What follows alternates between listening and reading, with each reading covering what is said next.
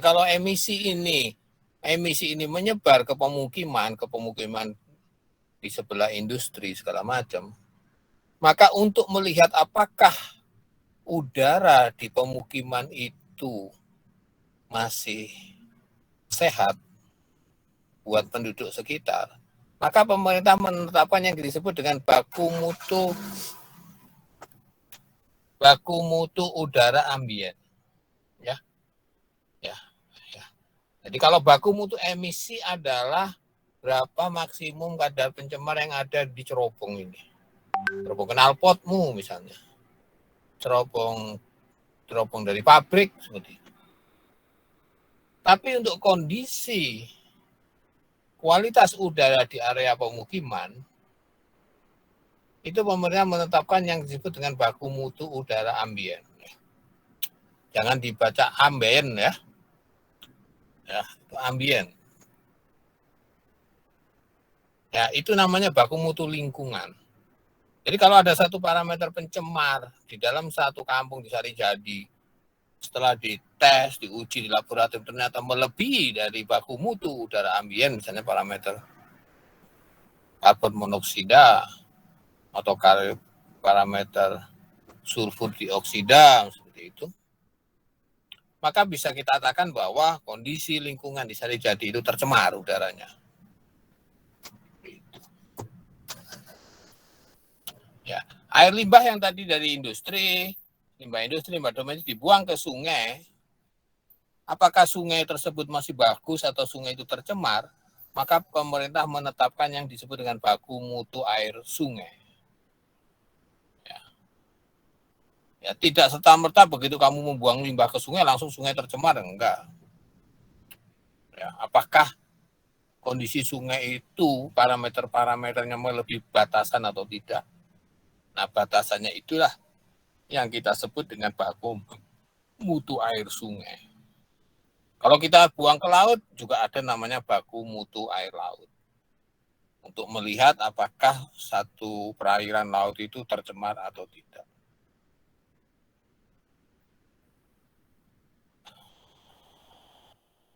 Ada pertanyaan sampai sini? Halo? Pak izin bertanya, Pak. Pak Akhri, silakan. Berarti untuk baku mutu air limbah industri dan air limbah domestik itu tuh diukurnya di industrinya ya Pak ya, bukan pas dibuang ke sungai atau ke laut. Ya, diukurnya kita sebut dengan titik outlet, itu adalah titik setelah IPAL. Ya, keluaran dari instalasi pengolahan air limbah. Oke, Pak Ari. Oke Pak, terima kasih Pak. Yang lain? Ada pertanyaan?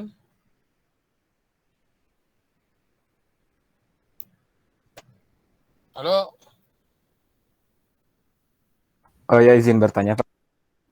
Ageng? Halo, Ageng? Ini Pak, kalau di industri itu biasanya air limbah domestik sama air limbah industri itu tuh bisa jadi satu pengolahan atau terpisah ya Pak? Kalau dulu bisa dijadikan satu, tapi sekarang terpisah. Karena dua-duanya ada aturannya. Ya, dua-duanya ada. Jadi, sekarang di industri itu harus ada IPAL domestik dan ada IPAL industri. Dua-duanya punya titik keluaran yang berbeda, dan dua-duanya harus kita pantau untuk memastikan bahwa kedua-duanya memenuhi baku mutu air limbah industri dan air limbah domestik. Ya, Gang? Oh ya, baik Pak, terima kasih Pak.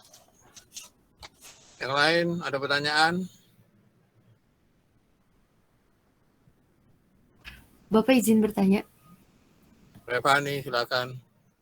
Kalau untuk pengecekan baku mutu kesehatan lingkungan itu, apakah ketika ada keluhan dari masyarakat dilakukan atau memang ada jadwal terkontrolnya gitu, Pak? Maksudnya kesehatan lingkungan itu apa, Rev? Ini Pak, yang baku mutu kesehatan lingkungan. Kayak lagi survei gitu kan Pak di fotonya tuh. Oh, ya. Jadi kalau ini adalah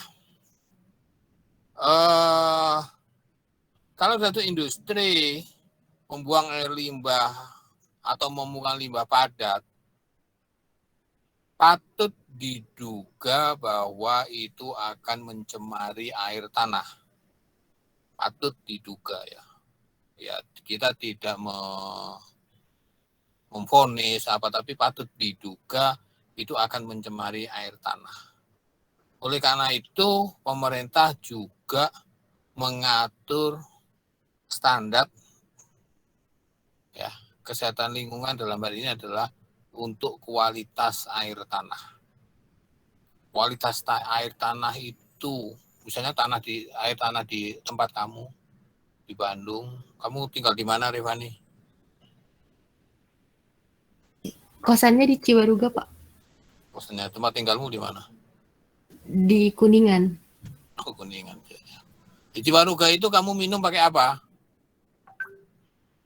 Pakai air aqua, Pak. Air aqua ya. Kenapa orang nggak pakai air sumur misalnya? Itu kan gitu. Kenapa orang nggak pakai air sumur? Sangat mungkin di beberapa tempat kondisi kualitasnya sudah tercemar, sehingga dia tidak menggunakan air sumur sebagai air baku untuk air minum. Gitu. Kalau di Kuningan kamu mungkin pakai air sumur ya? Setengah-setengah, Pak. Setengah-setengah. Ya, biasanya kalau kondisi daerahnya masih bagus, biasanya orang pakai air sumur sebagai air baku untuk masak, untuk minum segala macam, tentunya setelah direbus itulah. Tapi kalau di kondisi di Bandung, air tanahnya udah kebanyakan tercemar, sehingga orang sebagian besar di Bandung orang menggunakan air untuk keperluan memasak, air untuk keperluan minum itu dari air aqua. Kalau dulu tahun 70-an nggak ada itu, tahun 80-an nggak ada. Itu menunjukkan air sumur itu tercemar. Maka pemerintah menetapkan untuk mengetahui sumur di Cibaruga tercemar atau enggak, sumur di Kuningan tercemar atau enggak, maka pemerintah menetapkan baku mutu itu. Ya, untuk melindungi. Nah, kalau kamu nanya seberapa waktunya menguji itu, kalau itu sumur itu dekat dengan industri ya, dan industri patut diduga sangat mungkin mencemari, ya, misalnya di Pertamina, ada industri-industri besar, itu biasanya sama pemerintah diwajibkan untuk memantau kualitas air sumur terdekat, dan biasanya harus dilaporkan 6 bulan sekali. Jadi yang mengambil sampelnya ya si pihak pabrik, mengambil sampelnya sudah ditetapkan sama pemerintah di sumur daerah mana tergantung dari kira-kira potensi pencemarannya. Nah, 6 bulan sekali diambil sama industri, dicek dan dilaporkan ke pemerintah daerah. Kualitasnya seperti apa gitu. Ref, dan jawab pertanyaan nggak, Ref? Terjawab, Pak. Terima kasih. Oke, yang lain ada pertanyaan? Ya Pak, izin bertanya lagi Pak. Bang. Ini Pak, kenapa tadi air limbah domestik gak bisa disatukan sama air limbah industri? Kan sama-sama bakal dibuang ke sungai gitu Pak. Ya, karena parameternya berbeda. Ya, kamu belajar di modulnya Bu Endang. Kamu belajar teknologi pengolahan limbah. Ada banyak alternatif teknologi pengolahan limbah. Masing-masing teknologi itu tergantung dari karakter limbahnya. Benar nggak? Ya. Ya betul Pak. Kalau limbah kamu BOD-nya banyak, misalnya kamu pakai sistem biologi aerobik, ya kalau rasio BOD dan COD-nya tinggi. Tapi kalau COD-nya besar, Periodenya kecil, kamu pakai sistem aerobik, nggak akan jalan. Tapi mungkin pakai anaerob. Tapi kalau limbahnya organiknya nggak banyak, ya kebanyakan misalnya logam berat, ya janganlah kamu pakai aerobik atau anaerob. Harus teknologi fisika kimia, koagulasi, flokulasi, ya seperti itulah. Nah artinya apa? Bahwa karakter limbah berbeda, masih teknologi pengolahannya berbeda. Nah karakter air limbah industri dengan air limbah domestik kan beda banget, gitu loh. Parameternya beda, maka teknologi pengolahannya juga berbeda. Seperti itu. Ya kalau namanya industrinya industri perhotelan, ya satuin aja ya. Hotel kan juga sebenarnya walaupun industri hotel, industri pariwisata hotel ya itu ya limbahnya kan karakter domestik juga. Kalau yang itu ya disatuin aja sama limbahnya karyawan. Itu yang Ya baik, paham Pak. Terima kasih. ada lagi? Bapak izin bertanya, Siapa ini? Rahmat Dhani Pak. Ya dan mana dan?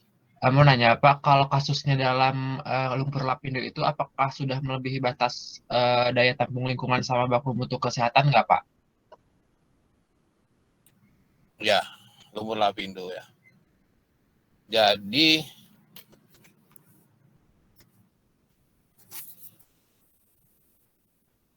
lumpur lapindo itu adalah ngebor. Ya, mengebor mencari minyak. Ya, ngebor. Kamu kebayang nggak ngebor kamu bikin sumur bor di rumah? Pernah lihat nggak bikin sumur bor? Pernah Bapak. Nah, kamu rumahmu mana? Dan Di ledeng Bapak. di ledeng. Sumurnya sebagai sumur ngebor gitu ya? Iya Pak. Yang diputer-puter sama orang gitu loh. Tahu nggak? Iya Pak, tahu Pak.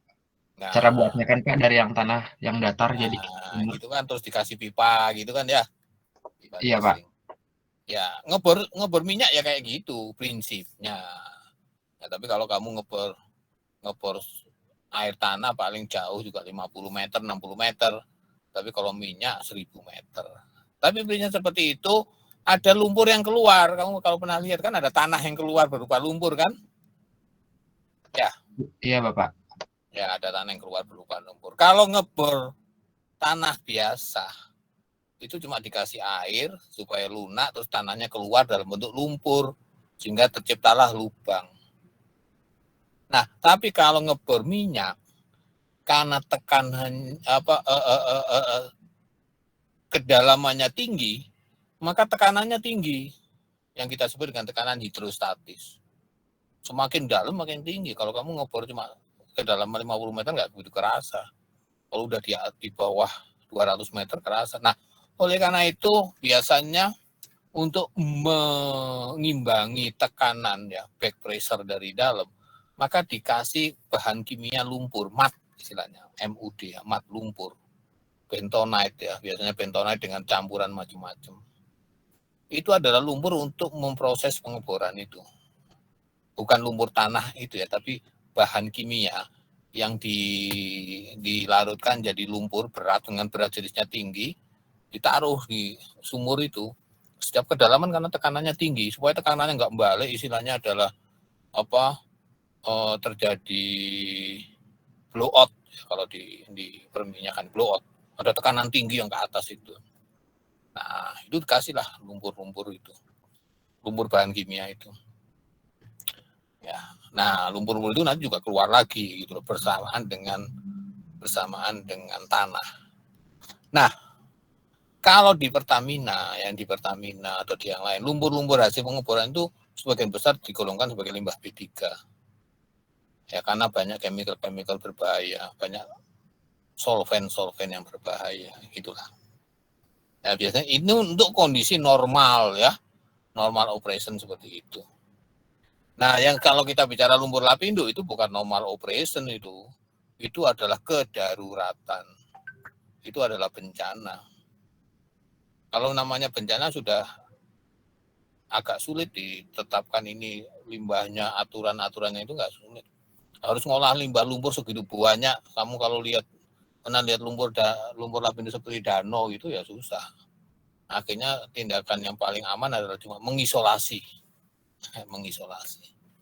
Ya itu karena kondisi kedaruratan, emergensi seperti itu, maka kita tidak bisa menerapkan aturan-aturan lingkungan secara baku karena itu darurat. Nah, aturan-aturan yang kita bicarakan ini adalah normal operation di pabrik-pabrik yang beroperasi kemudian di Cikarang, di Bekasi, di Kalimantan, itu kan normal operation. Limbahnya ya diatur sesuai dengan peraturan yang ada. Tapi kalau kondisinya adalah kedaruratan, biasanya kita berbeda penanganannya. Itu kan, paham nggak? Baik Bapak, terima kasih Pak. Ya. Oke. Industri tersebut Pak. juga beroperasi. Ya, siapa? Ada? Oh, Pak, saya mau bertanya tapi kalau ini nanti di akhir aja Pak atau sekarang Pak? Sekarang boleh, terserah kau. Boleh Pak. Baik Pak, saya Alfon Pak. Saya kan tinggalnya di Bengkulu, itu di daerah perkebunan kelapa sawit. Ya.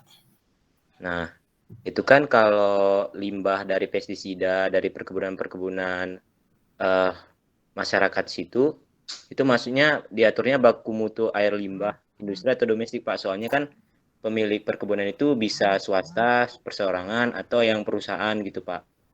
Terus Pak, limbah-limbah dari kayak pestisida, terus di situ juga karena perkebunan langsung ada pabriknya itu, pengelolaan untuk limbah-limbah kelapa sawit itu bagusnya yang gimana ya Pak?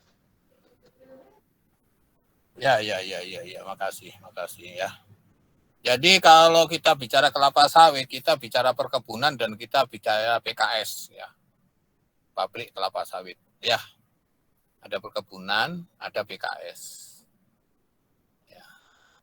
Kira-kira sekitar setiap 40 hektar itu 4.000 ya. 4.000 hektar ya saya lupa.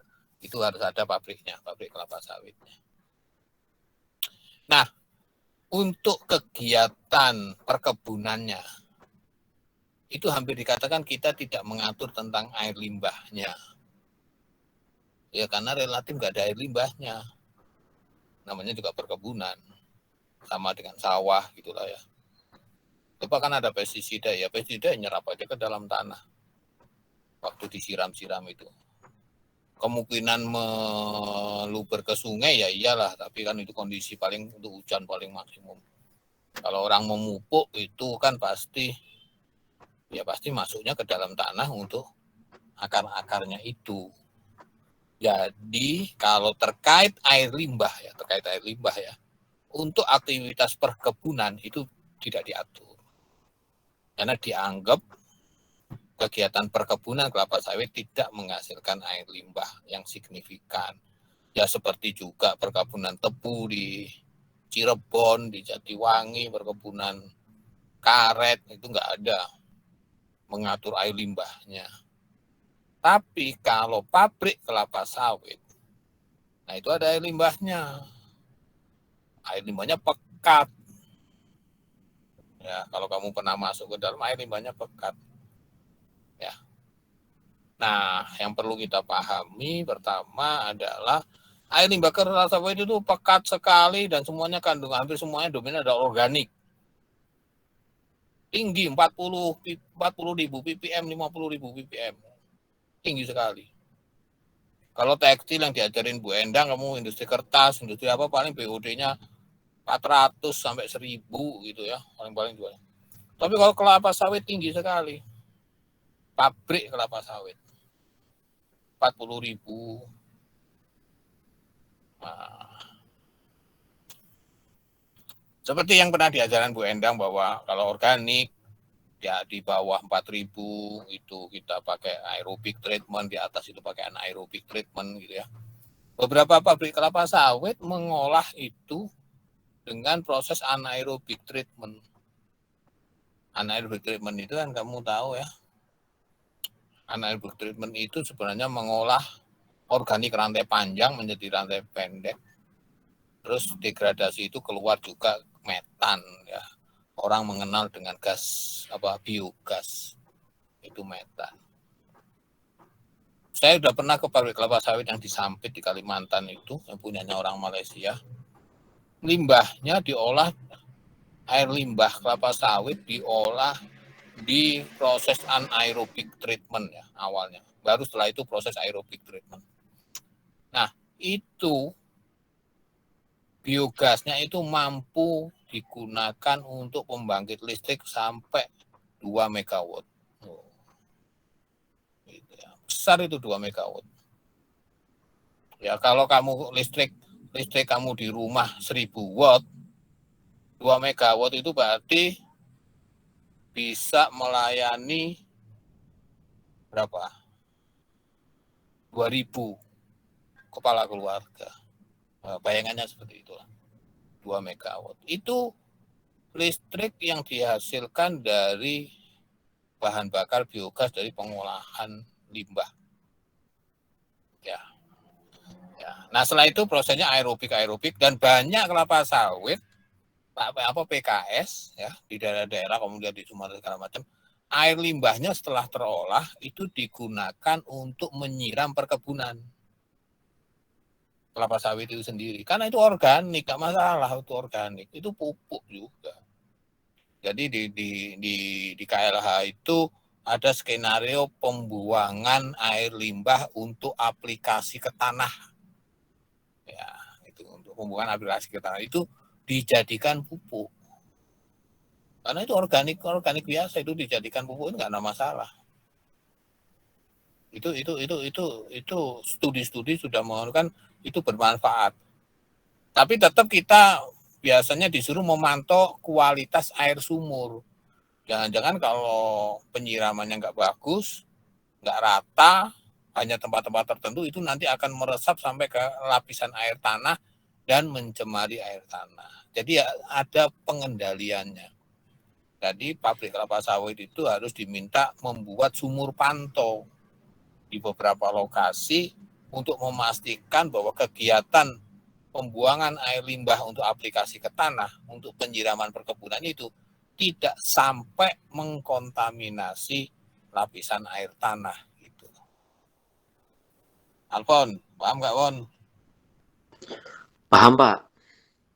Ya, itu harus kamu lihat. Tapi intinya ya, jadi kamu harus seperti yang saya wanti-wanti dari hari pertama ya, air limbah jangan terlalu antipati terhadap air limbah, antipati terhadap limbah. Contohnya di kelapa sawit itu, air limbahnya pekat. Wah, kalau pekat nanti pengolahannya gini-gini, wah berbahaya. Enggak. Justru semakin pekat itu malah jadi istilahnya bukan limbah lagi, itu sumber daya. Gitu. Itu sumber daya. Ya bukti sekarang di beberapa saya sudah pernah juga di Sumatera Utara, itu juga gitu, mengolahnya dengan anaerobik dijadikan pembangkit listrik. Sumber daya itu. Bahan organik itu sumber daya. Gitu. Jadi itu yang kita harus sebagai orang teknik kimia itu harus semakin pekat limbahnya, berarti sumber daya itu. Itu yang harus kita olah, bukan terus kita olah untuk dibuang, tapi kita manfaatkan. Gitu. Jadi di industri kelapa sawit itu sebenarnya kalau di beberapa di Malaysia ya, di kita juga udah menuju. Kalau kamu menghitung neraca energi kelapa sawit, industri kelapa sawit itu harusnya ekspor energi, istilahnya orang itu, ekspor energi. Apa artinya ekspor energi? Seharusnya industri kelapa sawit itu tidak butuh bahan bakar. Tapi dari aktivitas proses kelapa sawit, dari limbah yang dihasilkan kelapa sawit, dia bisa menghasilkan listrik dan dia bisa memberikan listrik itu ke lingkungan. Maka istilahnya harusnya ekspor kelapa sawit, ekspor energi. Ya, jadi air limbah tadi yang pekat bisa dihasilkan itu. Dari fibernya setelah intinya kan seperti kamu meras santan itulah ya, intinya hampir sama itulah. Kamu kelapa sawit itu kan ya bentuknya hampir kayak kelapa tapi kecil-kecil, ya ukurannya kayak 2 kali kelereng atau 3 kali kelereng gitu kan. Tapi profilnya hampir sama dengan kelapa, itu diperas akan menghasilkan minyak sawit. Nah, sisanya kayak kamu kalau di santan itu ampasnya itu dijadikan bahan bakar boiler, fibernya. Termasuk dengan batok kelapanya. Ya kalau di kelapa sawit itu cangkangnya ya. Ya kalau bayangan kamu kalau di kelapa ya batok kelapanya itu jadikan bahan bakar juga. Dan itu berlebih untuk keperluan pabrik. Ya kalau itu kita hitung-hitung nilai kalorinya, energi yang dibangkitkan itu sudah melebihi dari kebutuhan energi untuk menjalankan pabrik kelapa sawit. Makanya industri kelapa sawit itu harusnya ekspor energi. Bisa menghasilkan energi, bisa menghasilkan listrik untuk dikasih ke lingkungan sekitar. Karena hitung-hitungan teoritisnya besar sekali potensi energinya.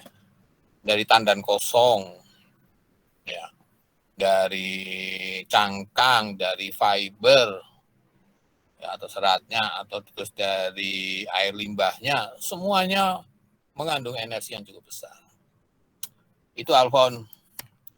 Baik Pak, berarti Pak sebenarnya budidaya kelapa sawit ini sebenarnya tidak ada problem ya Pak ya? Karena limbahnya pun itu sumber energi gitu kan Pak, bisa dipakai lagi untuk bahan bakar, bisa juga dipakai lagi untuk bahkan untuk menyiram sebagai pupuk gitu kan Pak. Berarti problem di kelapa sawit yang selama ini di blow up itu paling di pembukaannya ya Pak, berarti baku mutu ke udara ambien ya Pak, karena kan di daerah saya itu ya masih bisa dibilang kalau membuka lahan itu masih yang kriminal gitu Pak, kadang ada yang dibakar, ada yang seperti itu Pak. Ya, jadi isu-isu kelapa sawit itu bukan di processingnya, bukan di pabriknya. Ya pabriknya ada juga yang tidak mengolah dengan baik juga ada. Yang memanfaatkan sumber energi listrik itu saya baru lihat 2 yang saya lihat sendiri di lapangan itu ya, karena saya terlibat dalam kajiannya. Itu 2 yang saya lihat di Sampit maupun di Kabupaten Batubara di Sumatera Utara ya. Tapi implementasinya ya banyak juga yang nggak bagus juga, karena pemerintah melihat di daerah di gunung-gunung itu juga pengawasannya juga males juga dia. Kelapa sawit kan pabrik kelapa sawitnya juga di gunung-gunung gitu kan. Nah tapi secara teoritis, secara potensi pabrik kelapa sawit itu nggak ada masalah. Isu-isu yang banyak dimunculkan itu sebenarnya bukan di pabrik kelapa sawit, tapi di perkebunannya. Ya isu itu kebanyakan ada di perkebunannya karena membuka hutan. Karena kelapa sawit tidak sehektar 2 hektar. Ratusan ribu hektar, itu yang jadi masalah itu, yang di kompet dengan LSM internasional segala macam itu bukan di pabrik kelapa sawitnya, tapi di perkebunannya. Membuka hutan, areal hutan seluas 100.000 hektar, sana kan urusannya ribuan hektar kalau perkebunannya. Kalau pabrik paling juga 10 hektar cukup. Nah itu yang jadi masalah ketersediaan air. Kalau hutan kan bisa menyerap air, tapi kelapa sawit air tanahnya malah dari bawahnya jadi kering karena juga dia konsumsi airnya banyak, sementara dia tidak bisa nyimpen air, dia tidak bisa menahan air, terus dia menghilangkan ekosistem hutan. Itu yang jadi masalah gitu. Tapi kalau processingnya harusnya tidak bermasalah. Itu Alfon, jadi kita harus bisa memilah-milah. Baik Bapak, terima kasih Pak penjelasannya. Ya. Oke, kita lanjutkan yang ini adalah industri. Industri selain menghasilkan emisi gas, selain menghasilkan air limbah proses, air limbah domestik, limbah padat, juga dia menghasilkan atau menimbulkan, mungkin tidak tepat kalau menghasilkan, adanya kebisingan. Ya, kalau kamu tinggal di di sebelah pabrik, pasti lingkungannya bising gitulah. Nah, itu juga harus diatur pemerintah. Jadi ada namanya baku mutu kebisingan. Ya, berapa maksimum kebisingan yang bisa diterima orang sehingga orang bisa tidur nyenyak. Nah, gitu loh. Jangan sampai kamu punya rumah di sebelah pabrik, ya malam mau belajar keganggu, mau istirahat keganggu, mau nonton TV keganggu suara itu. Nah, itu adalah kondisi yang nggak boleh terjadi. Maka pemerintah menetapkan yang kita sebut dengan baku mutu kebisingan. Ya, jadi itu KLH menetapkan kira-kira baku mutu emisi dan baku mutu lingkungan untuk menjaga supaya kondisi lingkungan tetap aman walaupun pabrik banyak berdiri. Jadi KLH itu tanggung jawabnya namanya juga Kementerian Lingkungan. Jadi di lingkungan itu kamu ingat di dalam definisi di dalam neraca massa atau termodinamika ada perbedaan antara lingkungan dan sistem. Ya, sistem itu apa? Sistem itu ya pabrik ini. Di luar batas sistem itu lingkungan. Nah, gitu. Jadi ya, pelajaran kita tentang beda sistem dengan lingkungan waktu di neraca massa atau neraca energi atau termodinamika berlaku juga di sini. Jadi kamu harus bisa membedakan antara sistem dengan lingkungan. Harusnya bedanya jelas. Pokoknya di dalam batas pabrik itu adalah sistem. Keluar ini lingkungan. Jadi apapun yang dikeluarkan dari sistem yang ke lingkungan itu akan diatur oleh Kementerian Lingkungan. Karena namanya juga Kementerian Lingkungan, mengatur lingkungan. Paham nggak kamu, guys? Halo, paham nggak? Jadi saya kaitkan ini antara PLI dengan konsep-konsep termodinamik. Jadi kamu harus bisa membayangkan mana sistem, mana lingkungan. Jadi kalau sudah cerobong ini sistem, tapi begitu keluar cerobong ini sudah lingkungan. Maka ini sudah menjadi perhatiannya KLH. Ya, keluaran dari pipa ke sini lingkungan.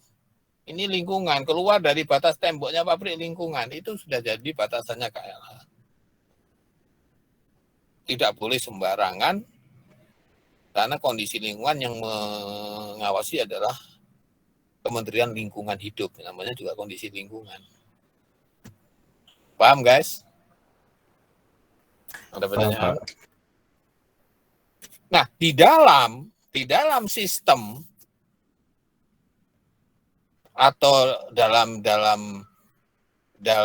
orang Kementerian Tenaga Kerja kita sebut lingkungan kerja, bukan lingkungan yang tadi, lingkungan kerja dalam batas sistem ini kan juga ada makhluk hidup, betul nggak? Di dalam sistem ini ada makhluk hidup.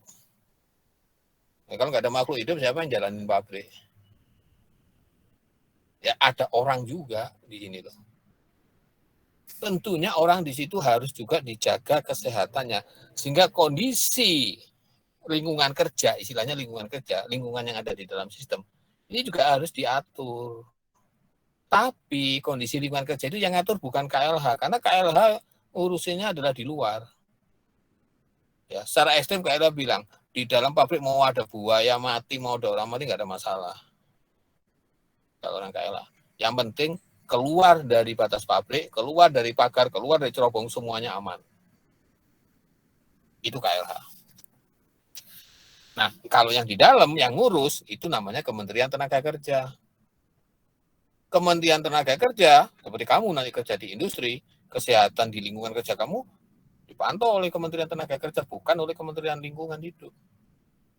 Kalau Kementerian Lingkungan Hidup itu ngatur, wah sumur di sebelahnya tercemar, penduduk di sana protes, nah, kayak gitu-gitu.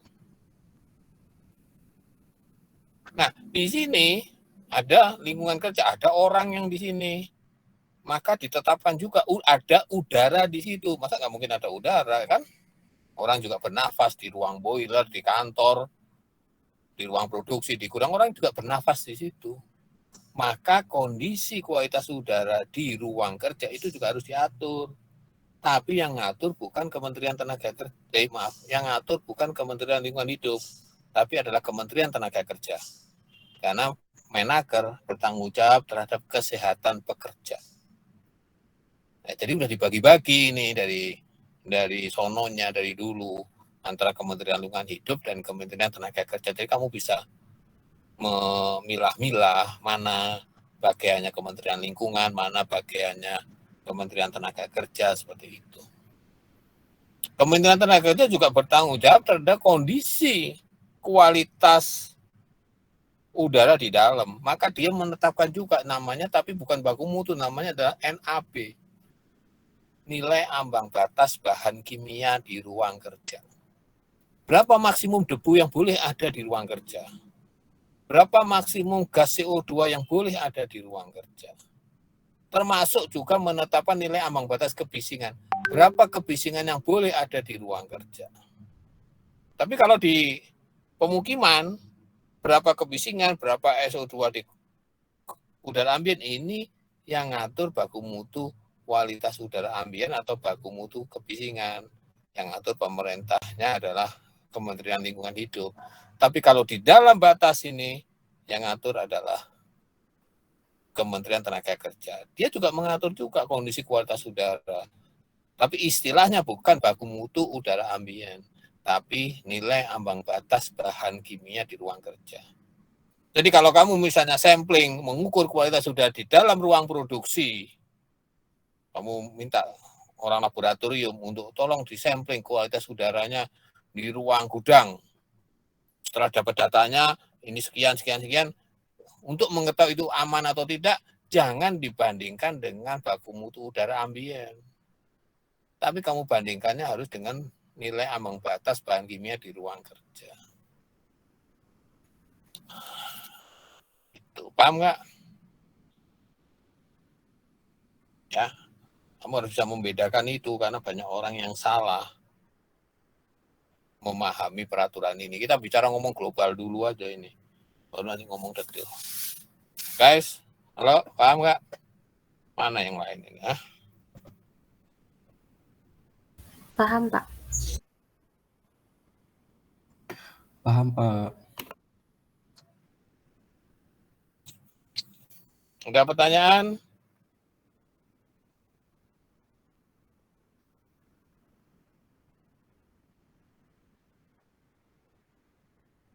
Cukup Bapak dapat paham.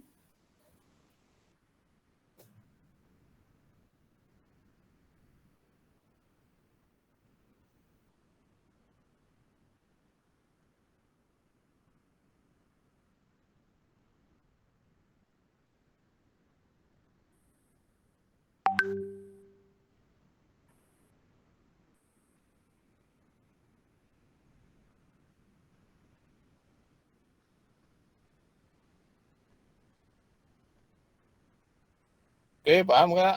Nggak ada pertanyaan?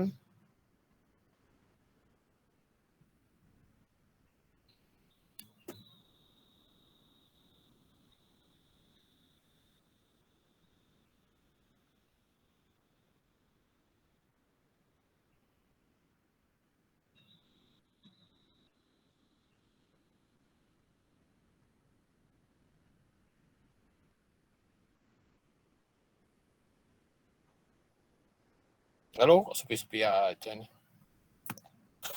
Belum Cukup, ada. Pak. Belum ada, Pak. Oke ya. Bapak izin bertanya. Yurika, Pak. Yurika, masuk Yurika. Bapak kan ini ya Pak, kalau lingkungan kerja itu tuh aktivitasnya kan setiap hari gitu ya Pak ya. Nah, Ya. untuk pengecekan atau pengukuran parameter kebisingan atau bahan kimia yang harus bahan kimia yang di sana itu pengecekannya apakah dilakukan setiap hari atau bagaimana Pak? Enggak, mahal tuh Yurika setiap hari. Biasanya 3 bulan atau 6 bulan sekali. Baik Pak, terima kasih Pak. Oke. Yang lain ada? Ini ya, ini kamu baca sendiri. Nah, hierarki pengelolaan limbah ya. Pengelolaan limbah, terutama limbah apapun limbahnya, ya mau limbah padat, industri, limbah padat, domestik, air limbah, limbah padat itu ya. Kalau kita yang sebelah kiri ini adalah kondisi existing ya, kondisi existing ya. Kita sudah, misalnya di kita juga ya, kehidupan sehari-hari kita di rumah tangga, di kampus, di industri. Dalam pengelolaan limbah kita sudah melakukan proses reduce. Reduce itu adalah tindakan-tindakan untuk mengurangi limbah.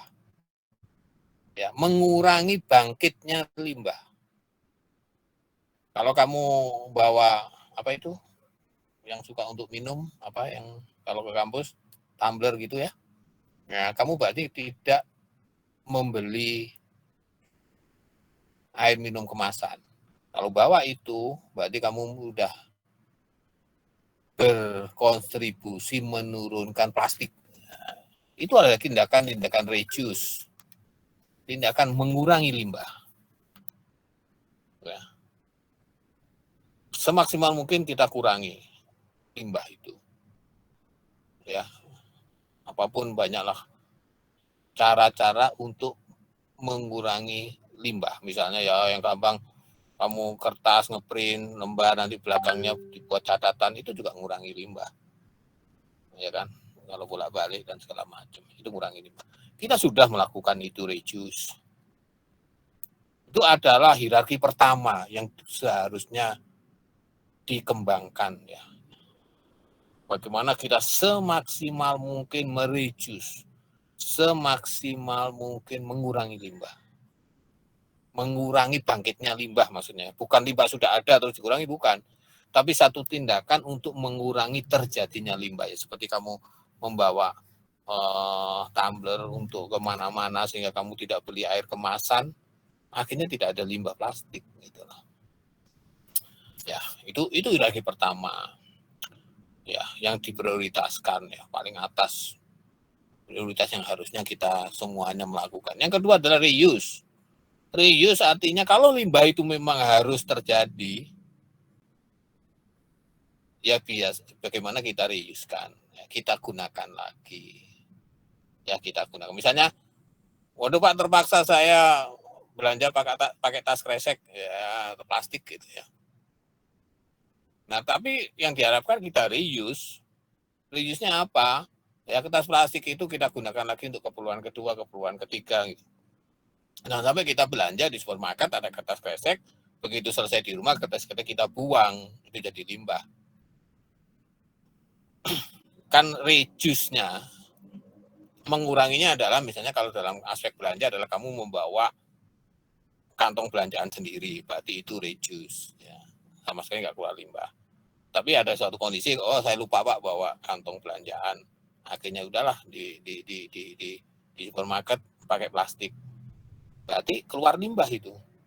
Nah, prioritas kedua adalah kalau memang terjadi limbah, maka bagaimana kita reuse. Ya sudahlah, plastik itu kita jangan sekali pakai kita jadikan sampah. Tapi kita buat sampai 3-4 kali. Nah, itu kan lumayan. Itu namanya reuse, menggunakan kembali. Kalau di reuse sudah maksimum, masih ada limbah, maka prioritas ketiga adalah kita recycling. Ya sekarang udah banyak perusahaan-perusahaan yang merecycle plastik gitulah ya. Itu prioritas ketiga. Jadi untuk masalah plastik gitu ya, jangan wah ini kan Pak bisa di-recycle Pak, nggak apa-apa lah kita buang-buang sampah kan nanti ada pemulung, ya nggak gitu.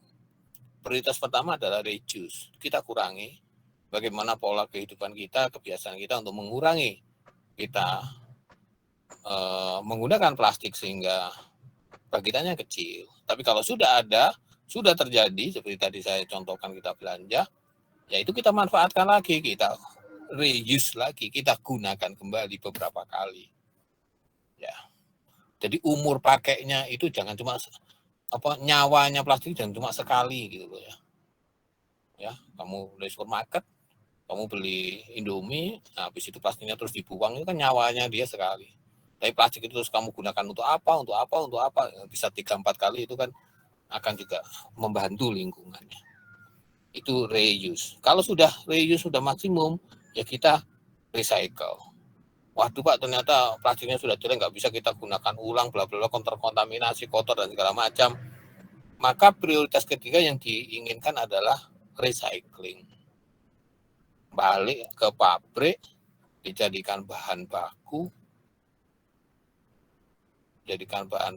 terjadi diproduksi untuk plastik lagi. Nah itu yang diharapkan, hierarki pengolahan. Nah sisa-sisanya baru kita dispose.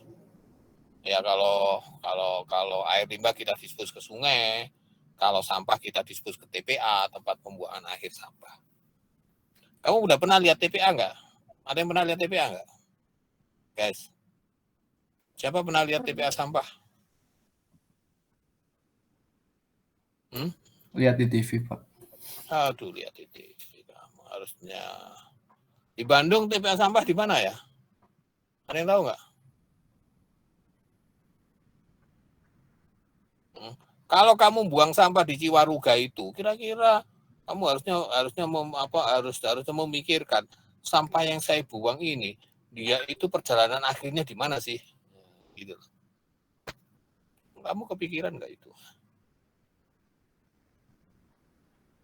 Siapa yang tahu tempat TPA sampah di Bandung? Lebih Gajah. Louis Gajah almarhum. Sari Mukti. Siapa tadi yang ngomong Sari Mukti? Rosidah Bapak. Halo? Oh, enggak, kurang terasa. Rosidah Bapak. Mu. Siapa tadi yang ngomong? Rosidah. Iya Pak. Sari Mukti di mana Rosidah? Sari Mukti itu di mana? Dekat Sariwangi enggak? Enggak, bukan. Lupa nama daerahnya, Pak. Kamu pernah ke sana? Pernah lewat. Lewat? Lagi kemana kamu lewat sana? Jalan-jalan, Pak. Ya maksudnya jalan-jalan kemana gitu loh, kamu sampai sana? Main ke rumah saudara waktu itu. Di mana saudaramu? Di Lupa juga? daerah nama tempatnya. Astaga.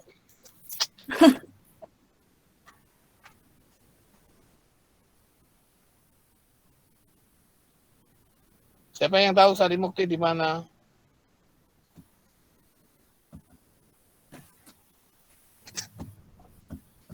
Anda tahu nggak Sari Mukti di mana?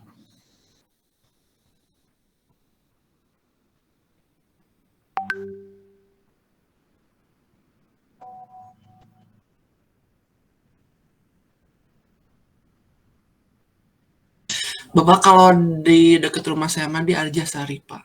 TPA Arjasari. TPA Arjasari. Tapi Arjasari sekarang Cipatat, Pak, yang tadi Sari Mukti teh Cipatat. Kamu pernah gitu, Geng? Enggak, Pak, tadi habis lihat Google Maps, Pak. Ya. Jadi kalau kamu dari Bandung mau Cianjur, ya sebelum perbatasan dengan Cianjur itu nanti belok kanan itu ada TPA, masuk TPA Sari Mukti. Dari situ masih jauh lah. Berapa kilo ya? Mungkin 6, saya lupa berapa kilo. Nah, itu kemungkinan sampah-sampah yang kamu buang dari kampus, dari Ciwaruga itu nyampe sana. Nah, harusnya kamu pernah melihat lah. Menggunung dan beberapa tahun lagi akan penuh. Ya, akan penuh. Yaitu dispose-nya ya, landfill. Ya. Nah, ini kondisi existing sekarang segitiganya seperti ini. Existing memang sudah ada reduce, reuse, recycle, tapi porsi sampah yang di-reduce itu sangat kecil. Porsi sampah yang di-reuse sangat kecil. Porsi sampah yang di-recycle sangat kecil. Sebagian besar yang kita lakukan selalu mendispose, membuang. segitiganya seperti ini. Jadi porsinya paling besar itu dispos. Ini kondisi yang sekarang. Ini yang kita tidak kehendaki. Ya, sampah dengan mudahnya kita hasilkan terus kita taruh di TPS atau di bak sampah, kita mikir pasti nanti ada yang ngangkut dan segala macam. Kalau kamu pernah ke Sarimukti itu udah hampir penuh. Mencari lahan untuk TPA itu sangat sulit. Tidak ada daerah, tidak ada orang, kelompok orang yang mau lingkungan sekitarnya dijadikan tempat sampah. Itu loh yang kamu harus sadari. Tidak ada orang yang rela lingkungan sekitarnya dijadikan tempat sampah. Tapi semua orang membuang sampah. Itu loh masalahnya. Yang kamu harus sadari. Masa sampah harus dibuang ke bulan? Gitu kan. Semua orang membuang sampah. Pemerintah sebagai pihak yang bertanggung jawab terhadap pelayanan masyarakat, dia kan harus mencari tempat sampah, nyari lokasi pembuangan sampah. Mencari lokasi pembuangan sampah itu adalah masalah yang sangat rumit, karena tadi tidak ada satupun daerah, tidak ada satupun pemukiman yang rela lingkungan sekitarnya dijadikan tempat sampah. Ayo, kamu jujur aja.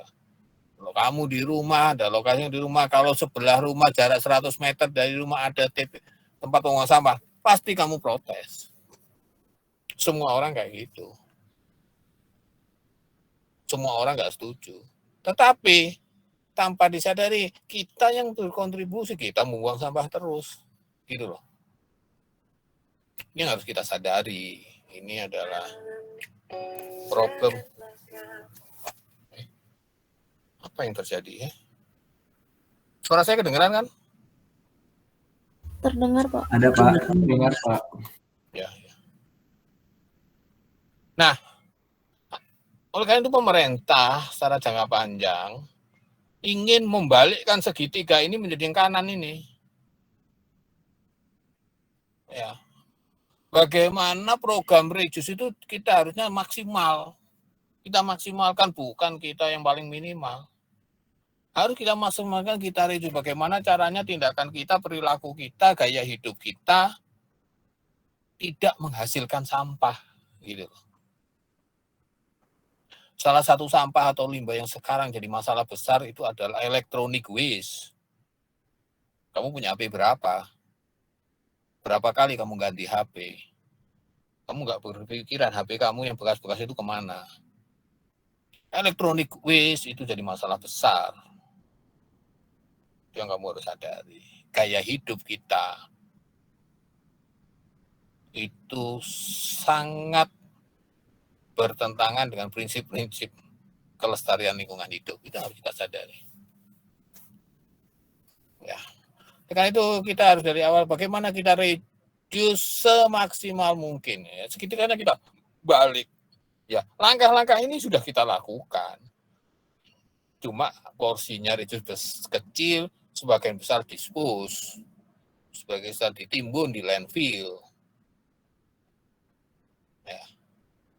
Nah, pemerintah melalui berbagai macam peraturan, berbagai sosialisasi ingin membalikkan segitiga ini. Bagaimana caranya reduce sebesar mungkin. Bagaimana setelah itu reuse, kalau masih ada digunakan sebesar mungkin.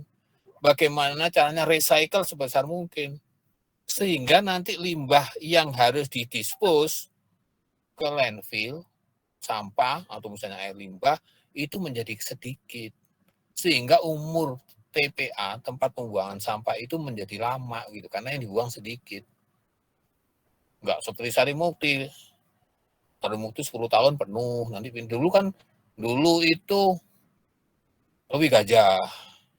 Sebelum Lewi Gajah itu ada di Dago, kamu tahu Dago dekat Pakar itu jadi tempat sampah itu. Tahun 90-an. Ditutup. Ganti ke Lewi Gajah tutup.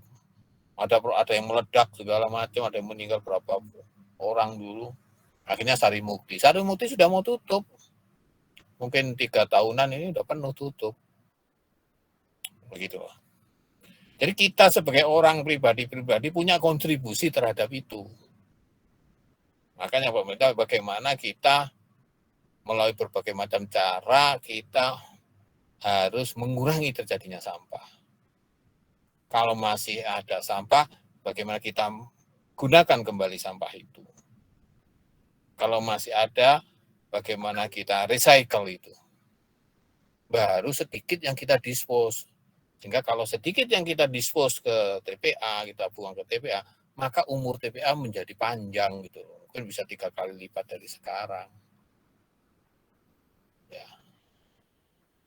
Kalau kamu amati, ya, kalau di pabrik kertas ya di daerah di Jawa ya, maksudnya di Jawa bukan di Sumatera ya.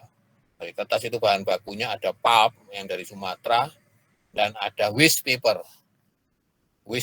kertas bekas. Kertas bekas itu jadi bahan baku. Proses recycle kertas bekas sudah terjadi.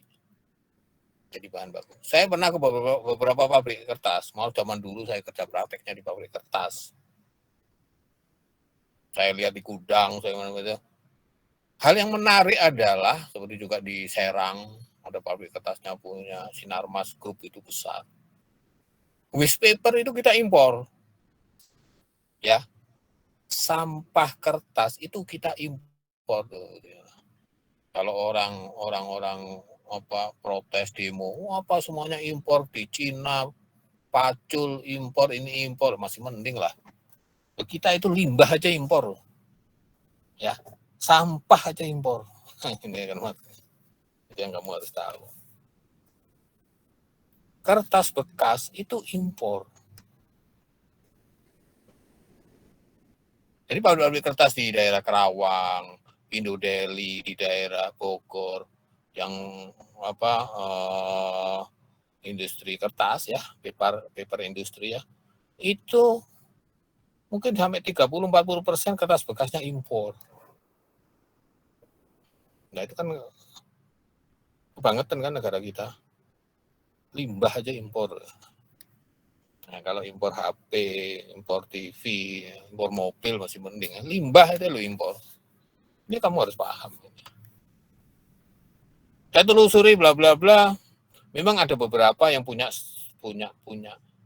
Kenapa dia impor spek khusus? Ada yang namanya fiber yang serat panjang, ada gitu.